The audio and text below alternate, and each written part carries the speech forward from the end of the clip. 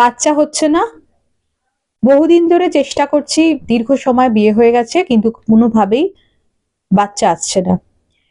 এই সমস্যা অনেক মহিলাদের, এবং এই সমস্যা সমাধান করতে যেটা সব থেকে বড় ব্যাপার, তারা ঘুরে বেড়ান এক থেকে একাধিক আইভিএফ সেন্টারগুলিতে এবং প্রচুর টাকা তারা খরচ করে ফেলেন, লাখ লাখ টাকা।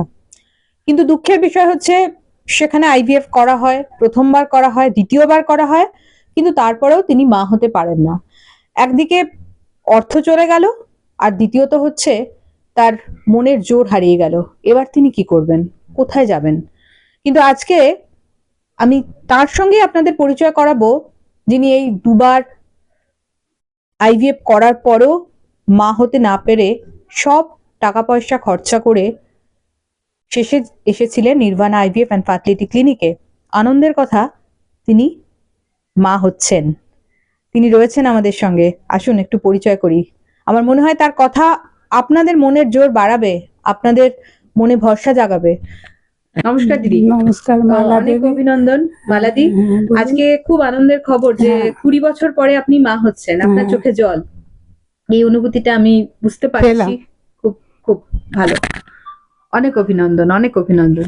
খুব স্বভাবতই 20 বছর ধরে তো আপনি থেমেছিলেন না, আপনি এক থেকে একাধিক বিভিন্ন জায়গায় গেছেন মা হওয়ার জন্য।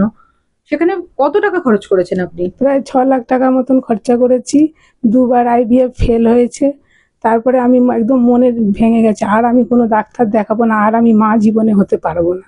এই আশাটা ভেঙে দিয়ে আমি চুপচাপ ঘরে বসে পড়েছি। তারপরে আমার যা ছিলেন পাশে, ওনারও হয় না, তা উনি 20 বছর পরে ওনার ছেলে হলো। উনি আমার মনে জোর দিলেন যে তুমি এইভাবে না বসে থেকে তুমি একটা, আমি তোমাকে দিচ্ছি, ওখানে তুমি যাও, তোমার অবশ্যই হবে, তোমার না হবার চান্স নেই, হবে। তারপরে ওনার থেকে যোগাযোগ করে এইখানে আসি। এখানে এসে এই দিদির কাছে আমার মা হবার জায়গাটা আমি পেলাম। একেবারে। তো আপনার আজকের দিনে যে মনের জোরটা হারিয়ে গিয়েছিল, হ্যাঁ, সেটা আমি পেয়ে গেলাম ফিরে। এর আমি জানো প্রত্যেকটা মা যে এইদিকে এদিকে ঘুরে বেড়াচ্ছেন, তারা না ঘুরিয়ে জায়গা মতন আসলে তারাও এরকম পাবে। আচ্ছা দিদি, এখানে আপনি বললেন যে আপনার 6 লাখ টাকা খরচা হয়েছিল, তো এখানে যখন এলেন, এখানে কি এত টাকাই খরচা? না না ম্যাম, এখানে সেরকম টাকা, এখানে কিছুই খরচা হয়নি ম্যাম। একবার যেটা নেওয়া উনি নিয়েছে, তার পরের বার যেটা সব ফ্রি দিয়েছেন। এখানে কোনো কিছু, একবারে এক চান্সেই সব হয়ে গেছে।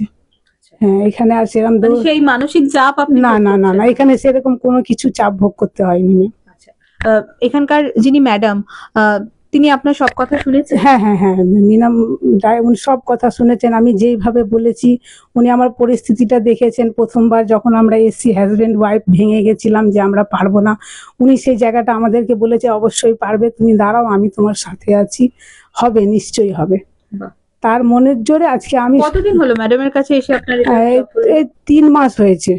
3 মাসের মধ্যে আপনি হ্যাঁ হ্যাঁ, আনন্দের খবর পেলাম। ম্যামের সাথে 3 মাস এসেছেন? হ্যাঁ, 3 মাস যোগাযোগ। হ্যাঁ, বাহ, খুব ভালো, অনেক অভিনন্দন।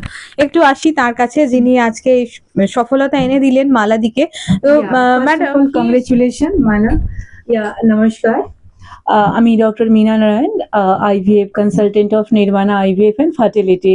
তো আমরা সামনে মালা দেবী এসছেন, ইনি যে মেসেজটা পেয়েছিলেন তার আইভিএফ আমি করেছিলাম। তো উনি একটা ছেলে হয়েছে, আর ওনার বি ফার্স্ট অ্যাটেম্পটে হয়েছিল। উনি এনাকে অ্যাড্রেস দিয়েছেন কি ডক্টর মীনা নারায়ণকে, নির্বাণা আইভিএফ অ্যান্ড ফার্টিলিটি থেকে। উনি যখন এসছিলেন তখন সমস্ত যত রিপোর্ট ছিল, দুবারে আইভিএফ করেছেন, প্রায় ভেঙেই গিয়েছিলেন। তো আমরা প্রথম কাউন্সিলিং করলাম আর দেখলাম কি কি প্রবলেমটা আছে। তো প্রবলেম যে ছিল, she was the RS positive and negative, husband positive আর ইনি negative. That is called the RH incompatible. Medical মে যেই হাজবেন্ড যদি পজিটিভ হয় আর ওয়াইফে নেগেটিভ হয়, তখন মহিলাদের কনসেপশন করতে প্রবলেমটা হয়। তো ওইটা RH ট্রিটমেন্টটা প্রথম হয়েছে। সেকেন্ড ট্রিটমেন্টটা হলো ইউটেরাস অ্যাডিনোমায়োটিক, একটু ফুলে ছিল আর তার মধ্যে ছোট্ট একটা সেপ্টামটা ছিল। তো ল্যাপ্রোস্কোপি করে তারপরে এনাদের at the age of 35, after 20 years of marriage, ডিম was plenty enough। তো নিজে সেলফ IVF হয়েছে, ডিম was a very good, আর উনি মানে যে এমব্রিও তৈরি হয়েছে was a good quality।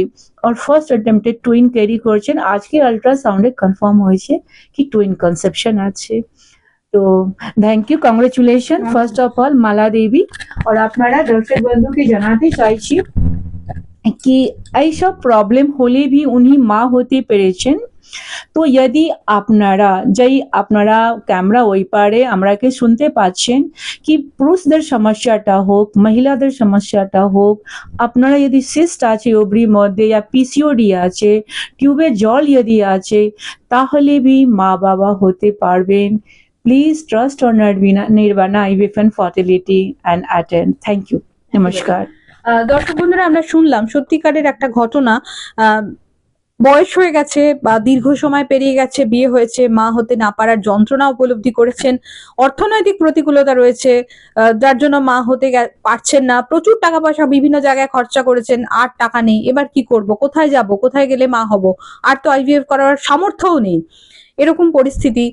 পাশাপাশি এটাও বলে রাখি যে অনেক মহিলা আছেন যাদের আইভিএফ দরকারই হয় না, তাদের অন্য ট্রিটমেন্টের মাধ্যমে তারা স্বাভাবিক নিয়মেই মা হতে পারেন। এটাই কিন্তু সব থেকে বড় ভুল ধারণা যেটা অনেকে করে থাকেন, যে কোনো আইভিএফ সেন্টারে যারা যান তারা আইভিএফ করে ফেলেন, কিন্তু আইভিএফ তাদের দরকারই ছিল না। তো আপনারা বুঝতেই পারছেন, আমার আর আলাদা করে বলার কিছু নেই। সত্যিকারের কথা যার শুনলেন, এটাই হচ্ছে প্রমাণ যে কেন তিনি এসেছিলেন নির্বাণা, এবং এখানে এসে তার কি সফলতা মিললো, এবং তিনি তো নিজে সবটাই বলে দিলেন, বাকিটা আর কিছু বলার দরকার নেই। আপনারা যারা এই সমস্যায় ভুগছেন তাদের একটা কথাই বলি, এক্সপেরিমেন্ট না করে বিশ্বাস করুন, সঠিক জায়গায় গিয়ে যদি সঠিক কাজ করেন নিশ্চয়ই আপনারাও ফল পাবেন। ভালো থাকবেন।